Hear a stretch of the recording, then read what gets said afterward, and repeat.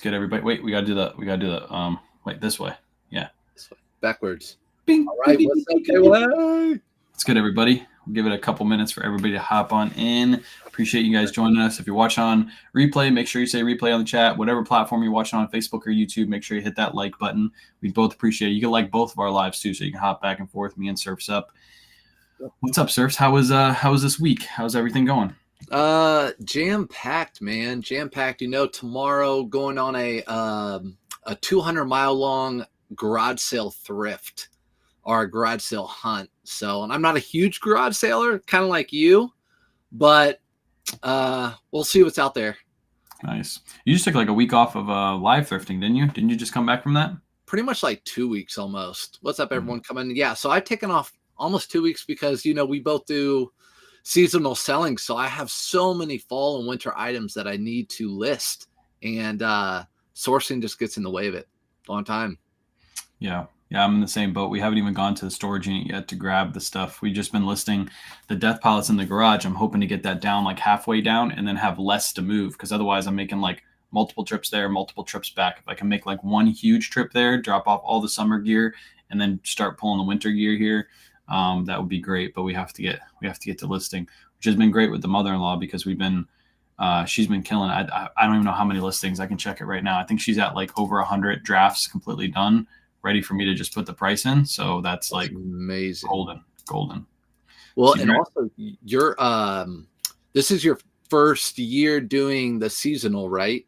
Yeah. Kind of specifically. So, I mean, for all of us, we all are learning something new all the time, different changes and whatever. So yeah, I think with her, we might actually get to the point where we're doing the seasonal, and then we'll even start going back and listing some of the summer stuff, because we're going to get through our death pile pretty quick. Most of that stuff that's in our seasonal death pile is probably going to be run on Whatnot, because it's a lot of North Face and stuff like that we can just move over there, move it really quick. But yeah, I think we're going to get through that probably by mid-November, and then we'll be hopping right back and grabbing the stuff out of the storage unit. So it'll be nice.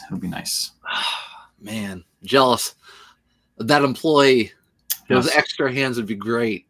Yeah, like today we went thrifting all day, and she listed in the background while we were thrifting. So I was under 100 drafts, and we're up to 120 drafts right now. So she got like 25, 30 drafts done today while we were out thrifting. And all I have to do is put them live right after this live. So it's nice. It's really nice. Hashtag goals. Yeah. We got a lot of people in the chat. What's up, Infinity? What's up, Peter? Just Me's hanging out. Melanie, Nancy, Bobby. What's up, everybody? Bobby, Nancy. I thought you guys have any questions, bring them on in. We want all the questions you have tonight. But I thought I'd start off with something for you. Since you've been doing this a long time, what would you say? You could give me 3, but maybe 1, 2, or 3 brands that you used to buy that you don't buy anymore. And let's put like a $5 cost limit on it. Like it costs you $5. Not worth your time. Ooh, I wish you would have let me prepare for this one. Brands I used to like in the beginning, everybody was picking up Tommy Hilfiger like 4 years ago, 5 years ago. Like one's just regular Tommy Hilfiger, like the loud prints and everything like that. That's one that I don't ever pick up anymore. It just doesn't move at all. Man, what's another one? Same with that. Yeah, you have one that you can name off? Well, yeah, I would say Billy Reed polos. Billy Reed polo shirts. I've kind of this year is kind of like the curtain for them. Picked them up last year, but I had them listed all year this year for cheap, $15 at a $5 cost. Yeah. So not picking those up anymore. But I'm with you. Any of that trendy stuff. That's why I always suggest people anything that's on trend, list that stuff right away, because especially if it's women's clothing. Oops, another one. Columbia PFGs. They used to move very, very well. You can still move them if you buy big and tall sizes. You got to get them cheap, though. You got to get them for like $3 or under.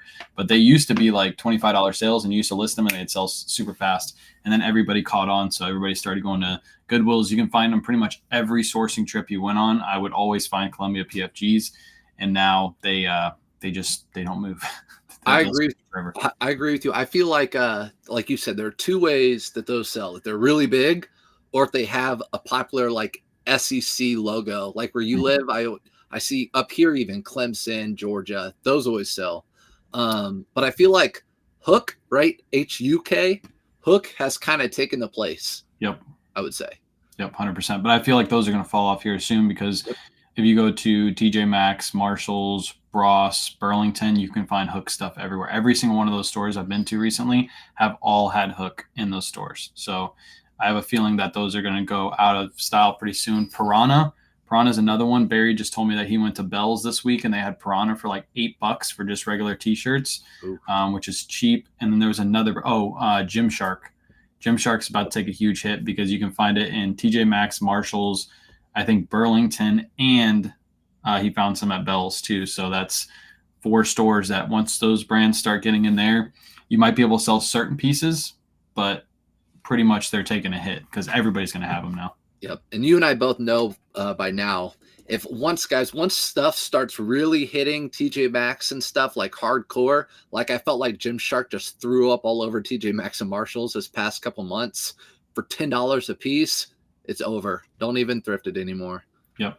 I saw Gymshark today when I was out thrifting and I left it. It was actually a good price. I think it was like $5, but I was like, nope. It was just a basic Gymshark like thermal, and I was like, nope, I'm not even gonna pick it up because I know I could sell that on Whatnot, but to be honest, I don't really want to sell it to somebody on Whatnot because I know it's not selling as well as it used to. So, yeah. All right, we got some questions in the chat. You want to start taking some questions? Yeah, let's do it. If you guys have any questions, feel free to drop them down in the chat below. We got 76 people here in total. Make sure you're following Surfs. If you're not following Surfs, follow me. If you're not following me, we're both live on all of our platforms right now. So feel free to drop some questions in the chat. That's why we're here for you guys. First one, I think we've answered this a couple times, so we're going to get through this one real quick. What's your best advice for a beginner? Go. What's your best advice? Best advice for a beginner is figure out your shipping. I would say shipping is probably, even a neighbor texted me today, everyone's so intimidated by shipping that they don't even start or they quit right away.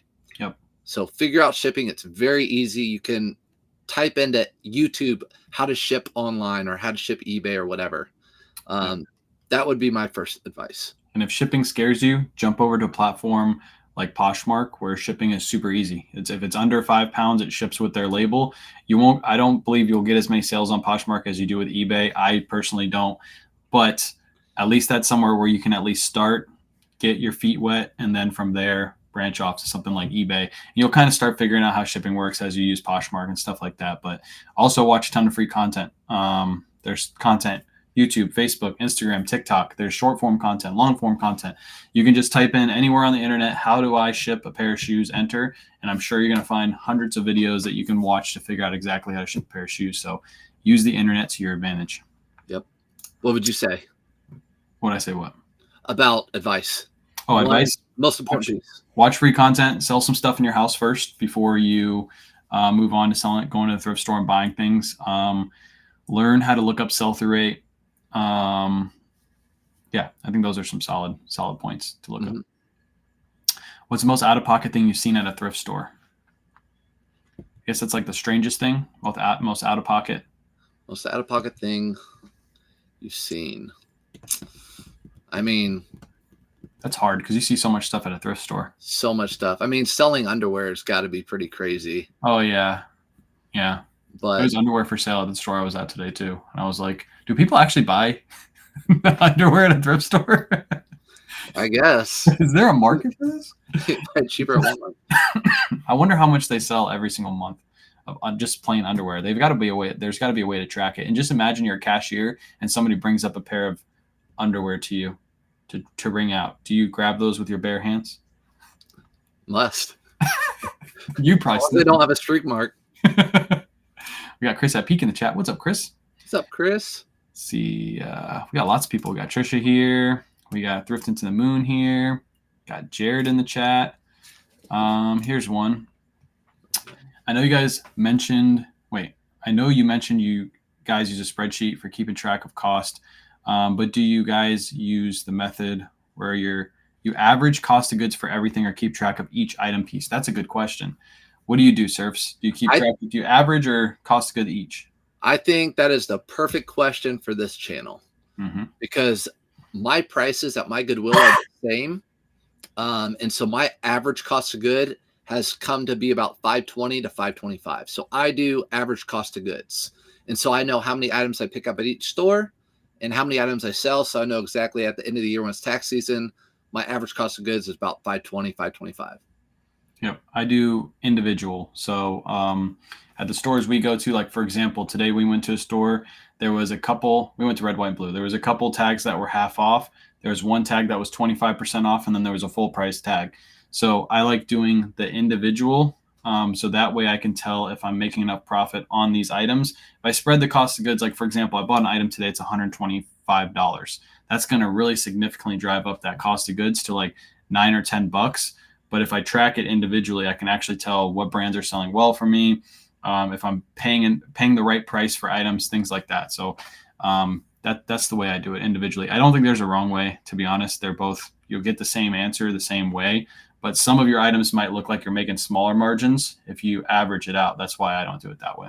Also, if it's a larger item, I will keep track of it if it's a watch. But yeah, you have to do. I would say you have to do one or the other, or plan C to by the end of tax season, because you're going to have a plan. Yep. Here's a good one. Deb says Peter Millar is getting slow. Certain Peter Millar styles, yes. I think Summer Comforts have taken a hit. They used to sell for like 35 a pop, easy peasy, and now it's hard to even move them for 20 to 25. So, especially this time of year, now we're heading into winter months. It's going to be even harder to move those kind of items. So, what do you think about Peter Millar? Same thing? That's actually earlier. I was going to ask you. We'll just go with Peter Millar, a brand or two that used to sell well that you'll still pick up, but just doesn't bring what it did. Peter Millar, summer comfort polos that we all see. Those would be like, I would thrift 3 stores every day, 5 days a week, and find maybe one and hit the jackpot with one. Sell it for $40 within like a day. Mm-hmm. But now I'm lucky to get 23 plus shipping if they have a logo on, of course, logo. Yep. Yeah, they've fallen off a little bit. The ones you want to look for are ones with like patterns all over them, like I don't know, like beers or like martini glasses and stuff like that. Those ones will still move for good money. You can still move those for $40 to $50 plus shipping because people want those specific polos. And then you have to make sure you're looking out for ones with club embroidery on them, because some club embroiders can bring more. For example, Scotty Cameron Peter Millar polos are still over $100. You can still move those all day for $100. Ones like the Indian, I think it's the Indian head one. That one will still go for good money. So make sure you know those. Just Google Lens it. If you don't know golf courses, like I don't know golf courses, I just Google Lens it and figure out what golf course it is. If it's a prestigious one, sometimes that'll actually drive the value up instead of bringing it down. Before we get to the next question, piggybacking off that, I tell people 2 things. I say, go to a local pro shop at a golf course. So go to a golf course, go in their pro shop and look at their expensive polos they have in there and look at the patterns. Like right now, all their Peter Millars, all their FootJoys, all the polos that they have are crazy prints, like K-Way just said. They have the martini glasses, the golf clubs, just all over crazy print. And also, I've noticed with golf polos, doing this for a long time, that you'll see some on the uprise, Peter Millar, we'll say Travis Matthew, all those, and then they kind of peak off and come down when new ones come up, like Robach and G4 currently. So there's constantly a trend on the golf course. There's a trend on the golf course. I think they're referring to my video, Cozy, the spider on the shirt, the one where I was going through the rack and the spider jumped out at me.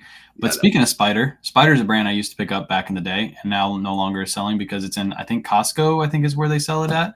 So that's a brand that took a hit. But there's certain Spider pieces that will sell for good money. And that's Spider with a Y, not with an I. But still a okay pickup if you pick up like heavy ski jackets and stuff like that. Those will still move, and some of them will still go over $100. But the basic like thermals, they're not going to move. They're just not. They're going to sit forever. You feel the same way? Yep, and that's actually a good one because we asked earlier that question. Spider's definitely hitting on that list. Unless it's a jacket or snow pants, big jacket or snow pants, I agree. I pass up every Spider. And people ask me all the time, how do you know if it's a Costco Spider or not? I just don't get any Spider unless it's heavy. Yep, or heavy, like the heavy ski pants, things like that. Those are the ones you're looking for. I think there's another one that I used to pick up, but I can't think of it right now. I think like gloves, certain gloves will still sell for good money. But again, they have to be like thick gloves and stuff like that. Angie said, what's the best selling golf brand attire? I think you named a couple. You named Robach. Roan polos are good. Again, those are kind of taking a hit because they're going into TJ Maxx and Marshalls. So you're going to see those start going down. William Murray, that's another good one. You got Bad Birdie, I think is what Bad it's called. Birdie. That's a good one. What's some more? You know any more? G4, Sunday. So there's a few out that are just coming out that are hot. But again, with that question, I literally go to a local golf course, go in the pro shop, and just look at golf polos in there. You'll have all your answers by doing that. Or you just go on eBay because you're looking for the best selling ones, right? So you go on eBay, you type in golf polos, you hit enter, and you go to the filter. And let's say you want to filter for $50 or more because those are the best golf polos you're on the lookout for. Filter for $50 or more in pre-owned condition and just go through and see all the brands that are selling right now. You could do that within 15 minutes. You'll have a list of all the top end golf brands that you should be trying to spot when you're out at the thrift store. The great thing about this live is that people in the chat, everybody, are throwing out other really good polos. So you can refer to the chat later. Tammy said they seen a guy buying tidy whities. That's yeah. Hey, I wonder how much you paid for them. You know, I bought 3 pair and sold them for $86. I wonder if Goodwill, if they raise the prices on everything, if they also raise the prices on tidy whities too. Did it like? They did. Yeah, they probably did. They saw my video and they were like, I can't believe that got by. I'm like, how would you know to sell underwear? I mean, come on. Yeah. Here's a good one. You actually just put out a video about this. I'll let you read it. Do you have a video that shows how to look up online? Look at the item comps and calculate it if it's good or not. Yep, sell-through rate. I need a visual and walkthrough. Yes. So I've actually had a video on YouTube for months and months now, and I always tell people to go over there. And it's really hard to transition people from platform to platform, so it really doesn't have views. So actually on TT, I put it on TT today and Facebook. And it's a 4-minute long video, and I basically walk you through your phone. So if you have the eBay app, it literally walks you through that app, through the phone to find out sell-through rate, comps, and on any used or new item. Yep. So make sure you go watch that video and make sure you like it or heart it, depending on what platform you go on. Drop a comment on it. Say, thanks, Surfs. I didn't know how to look this up, but now I do. Give that post a little algorithm boost so more people can learn about that post. That'd be a good one for you to pin to the top of your profile, too. Yeah, I probably will. And honestly, like I said, put that as a favorite because that's something you'll definitely – me as a new reseller, I'd be like, how do I do that again? So I would go back to my favorites and refer to that. Yep. Facts. It's a good one. I watched it today, actually. That's how I knew. Angie said, how many items do you recommend to post daily? What do you think? I think you should post as many as you're comfortable with posting. And I think you should try to keep it routine. So don't try to post like 10 one day and then you get burnt out and then you only post 1 the next day. If you can comfortably post 5 items a day or 3 items a day or 2 items a day, just get in the routine of doing the same number every single day. And then as you get better with it, because you'll get systems down in place that'll move stuff quicker for you, then you can bump it to 3 listings a day and then 4 and then 5. And eventually you're understanding that if you grab 10 polos and they're all pretty much the same, you can just bang out all those listings really quick and then take your photos really quick and you get 10 listings done in 45 minutes. Whereas before you were doing 2 listings in an hour. So I think just do as much as you're comfortable with doing, but do the same number every single day, at least 5 days a week, Monday through Friday. Or if you work a 9 to 5, maybe Saturday, Sunday too, you squeak those into there. Ditto. There you go. Let's see. We got a bunch of people in the chat. Jamie's here. What's up, Jamie? Got What's Jody up, Jamie? in the chat. For us idiots. There we go. Oh, wait. For us idiots, use the whiteboard to physically show us sell-through rate. I can go to my wife's classroom and do that. Yeah, but you it's should. a lot easier through the cell phone. You should. If it's got 5 listed and 5 sold, that's 100% sell-through rate. That's how you determine it. If it's 10 listed and 5 sold, that's a 50% sell-through rate. There's 50% sold than listed. That's the ratio that you're using. It's just a simple math problem. What is it? Listed divided by sold, right? Is that the math problem you're using? Listed divided by sold? Yeah, listed divided by sold. And you're not an idiot. I would have been the same way. And I actually had 2 people ask me that same question today when I posted that video. And you're right on it. Yeah. Yeah, you should do that. You should be like, class is in session, and then go back and then start doing with the whiteboard. This Trisha sold the Golden Goat. Yep, for Peter Millar Summer Comfort Golden Goat for $100. I was actually there when she sold it yesterday. She asked me, should I take this offer? I said, we're heading into summertime or wintertime, so maybe it's a good chance to just take that offer. Otherwise, you might sit on it for a couple months. But yeah, she sold that for $100. All it is Peter Millar polo with a little golden goat on it. It's worth $100. So go get some golden goat patches and just start stitching them on a bunch of polos. You'll be a millionaire. It's the goat. Let's see. What's the best way to get your items attention as a new seller? Seems like my items are not getting many clicks, no offers after several weeks. It's a good one. What do you think, Surfs? So I say this often. I never ever pay attention to watchers on my listings or views or anything on eBay. So I would just go back, maybe make sure, look at sold comps, make sure it's priced right, make sure your pictures are right. Actually, I've had someone recently ask me to look at some of their pictures. They posted them, and I said, you need to go back, make sure the lighting looks a little better. He sold one of his pieces after doing that. So those are two things I'd recommend doing. And also it depends what time of year. Like if you're listed, let's say you're talking right now and you listed a flannel, it's been listed for, July, August, September. You probably won't have a lot on it, but now you probably will. Yeah, I had somebody comment on one of my Facebook posts yesterday. It was a troll. They're basically saying the only reason I sell as much as I do is because I sell to my viewers. Like everybody who watches me is the only people that buy from my store. It's so backwards thinking. Like almost nobody who watches me actually buys from my store. They're pretty much just looking at my store to see what is currently selling. I think this year I've had 3 people actually buy something from my store and leave in the message and saying, hey, thanks. I watch you on TikTok. Thank you. I bought this from you. Yada, yada, yada. Happy to support. Maybe there's been a couple people that didn't leave a message, but typically when somebody buys from you, they want you to know that they bought from you and where they're following you from. So it doesn't happen often. What I told them, I was a little snarky about it, but I told them the one snarky thing I didn't, You snarky? Yeah, I know. The one non-snarky thing I said is you're probably selling items that don't have good sell-through rates. I think as a new shopper, new thrifter, a lot of people just go to the store. Like we've talked about this before. They just buy a new with tag item and they assume that item is just going to sell because it's new with tags, even though it's a crappy brand. So if you actually went through their store and looked at their items, you can tell that they're not going to sell because they have something that has 20 solds and 1,000 listed. That thing is literally never going to sell, even though it's new with tags. So I think that's more of their problem rather than, saying that I have a following and that's why I'm selling. So that's what you should focus on as a new seller is focus on that sell-through rate. See what's listed versus what's sold. I actually tell people do not buy from. I say, look at my store, look at my sold listings like you do. I said, but do not buy from me. Yeah. This is a funny question. Now that your mother-in-law is there, do you get a senior discount? I don't even think she is considered a senior. She's actually that young.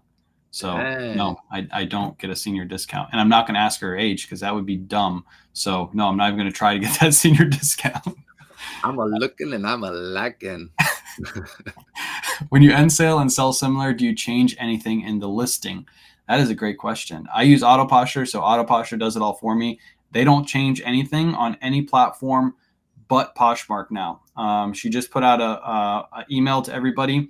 Poshmark is tracking listings that are not changing anything. They're just ending and putting up a new listing, kind of like what Auto Posture does. So she has a way to beat the system. And what she does is she just alters their first photo just by a little bit. Her program will automatically do it for you and it beats their system. So, but when I relist, I don't change anything. The only thing that gets changed is the Poshmark listing. Do you change anything with your listings? Now that I have Auto Posture, nothing. Yep. Nope.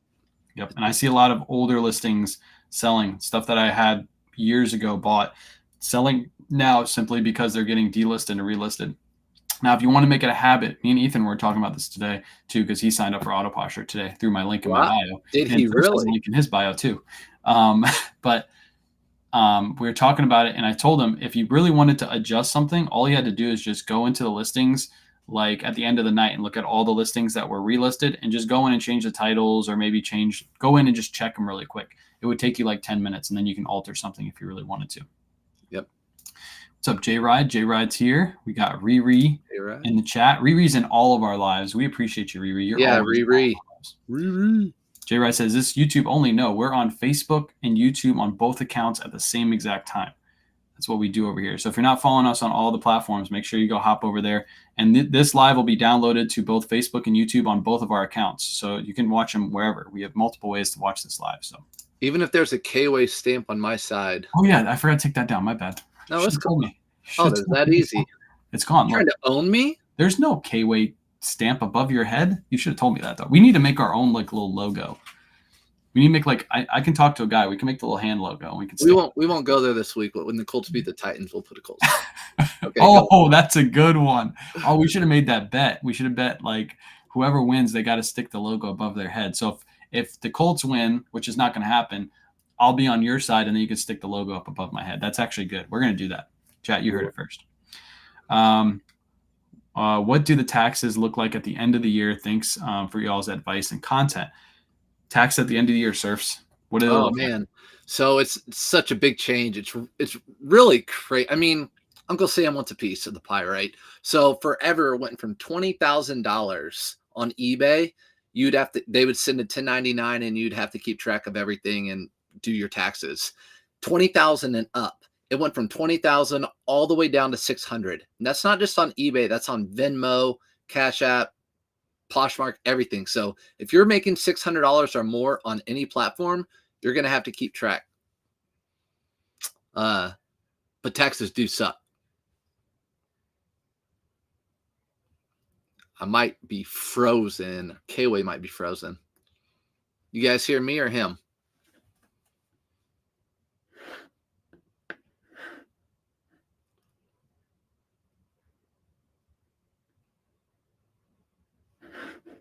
We still round. Wayne is frozen. All right, good. Let's talk. He'll get back in. I hear Surfs. Surfs up. What's up, guys? All right. Hey. He'll get back. Oh, he went out. Wonder if I can re-invite him back. But yeah, so taxes at the end of the year. I've been paying taxes. Everyone's always like, you're going to have to pay taxes. I've been paying taxes on eBay since 2010. So I've had to do a 1099 since 2010 to answer your question. We'll get him back in here. But yeah, so it's been a minute since I've been doing that. You just have to keep track of your inventory. Biggest thing, deductions. Talk to a CPA. You want to take as many deductions as you can that you're allowed to, and that's what you need. So must have his Wi-Fi, red dot and blue. Yep. All right. We'll end it here. We'll start a new show because he invited me in. So I will end it, and then we'll start a new show. We'll come back up.